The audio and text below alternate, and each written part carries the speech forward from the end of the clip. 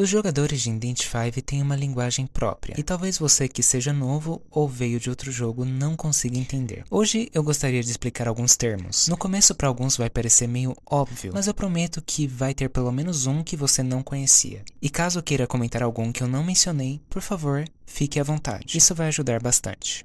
Talvez você tenha vindo do Dead by Daylight, e em ambos os jogos são chamados de Survivors aqueles que têm a tarefa de sobreviver. No Indent 5, Hunters são os caçadores que devem ir atrás dos sobreviventes. É engraçado quando alguém chama um Hunter de Killer, porque a pessoa já entrega que ela veio do Dead by Daylight. Cypher Machines são geradores de energia que possibilita que os portões eletrônicos sejam abertos. Os sobreviventes devem completá-las para ter acesso aos portões de saída e conseguirem escapar do Hunter. Decode é a tarefa de completar a Cypher Machines, ao invés de fix ou consertar. Cypher Pop é o choque que um sobrevivente leva quando falha em uma calibration. Apenas Pop é quando a última máquina é completada e todos os sobreviventes têm 50% de estamina recuperada quando toca o alarme. Rocket Chair é onde o Hunter deve colocar um sobrevivente para que o cronômetro de eliminação seja iniciado, algo semelhante aos ganchos do Dead by Daylight. Calibrations são os Quick Time Events que aparecem durante algumas interações que os jogadores realizam, como durante o decode ou a cura de algum outro sobrevivente.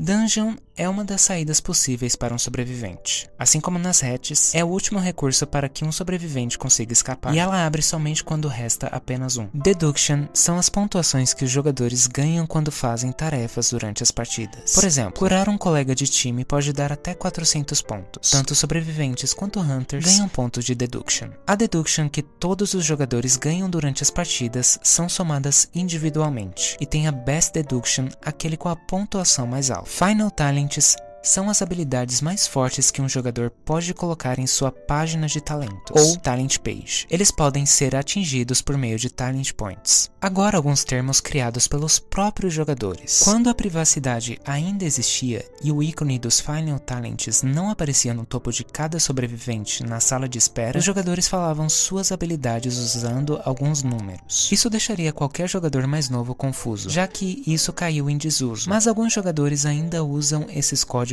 quando estão falando sobre Final Talent. Para entender isso, basta imaginar a página de habilidades como se ela fosse um relógio com 2 ponteiros. Eu demorei anos para entender. Antes de começar as partidas, eu ficava vendo os outros falando em códigos, sem fazer ideia do que eles queriam dizer. Além disso, os jogadores também abreviam o nome dos personagens. Por exemplo, Mercenary vira Merc, Entomologist vira apenas Ento, Coordinator apenas Cord. Também é sempre bom saber o nome original de cada um. Pode acontecer de alguém chamar a Entomologist de Melly e você ficar, mas quem é Melly? Isso acontece direto quando eu estou falando. O Kite ou Containment é uma das coisas mais importantes para os sobreviventes. Kite significa fazer o Hunter te perseguir o máximo de tempo possível, para que os outros ganhem tempo e consigam completar as Cypher Machines em segurança. E Kiter é o personagem que é bom nessa estratégia. Kite também pode ser qualquer um que seja bom em escapar. Só que lembre-se, Indent 5 é um jogo sobre tempo, e se você escapar facilmente do Hunter, ele irá atrás de outro sobrevivente. O tóxico é aquele que faz de tudo para infernizar. De tudo mesmo. Desde ficar enrolando no portão até ficar spamando mensagens prontas. Antes, eles ficavam spamando thank you, como se agradecessem ironicamente por algo que você fez. Eu juro, era muito pior. Por algum motivo, os tóxicos gostavam mais dessa mensagem. Por isso ela foi removida. Isso de ficar perdendo tempo na saída é a pior coisa que existe. Não tem motivo absolutamente nenhum para isso. E não é irritante apenas para os Hunters,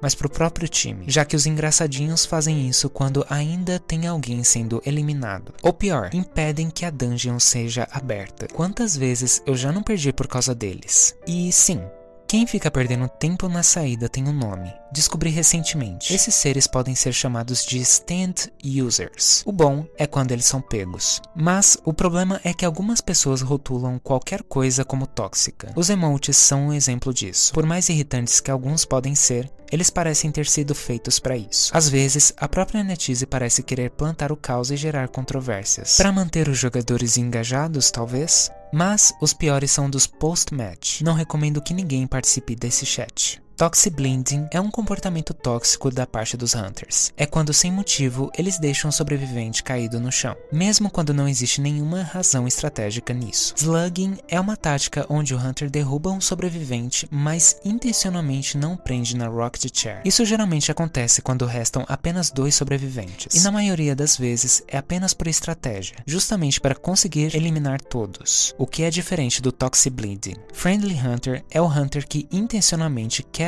as regras das partidas e propositalmente deixa os sobreviventes ganharem. Além de não ter graça nenhuma, não é nem necessário. Se Survivors têm mais vantagens, então para que deixá-los ganhar? Já o Fake Friendly Hunter é aquele que apenas finge que vai deixar você ganhar, só para te atacar quando você estiver distraído. Nunca confie em nenhum Friendly Hunter. Throw já é o oposto. É quando o sobrevivente intencionalmente dá alguma vantagem ao Hunter e prejudica o próprio time. Throw Match é quando um grupo de sobreviventes intencionalmente deixa um Hunter ganhar. Algumas vezes existe um no time que está jogando sério e acabam sendo prejudicados injustamente por causa desse tipo de jogador. Hunter-sided significa se os desenvolvedores têm a intenção de dar vantagens estratégicas aos Hunters e estão do lado deles. E Survival-sided seria o oposto, eles agradarem mais os sobreviventes. Existe muita discussão em torno disso, mas de qualquer forma, não existe motivos para eles fazerem propositalmente um jogo injusto, porque isso gera apenas mais reclamações.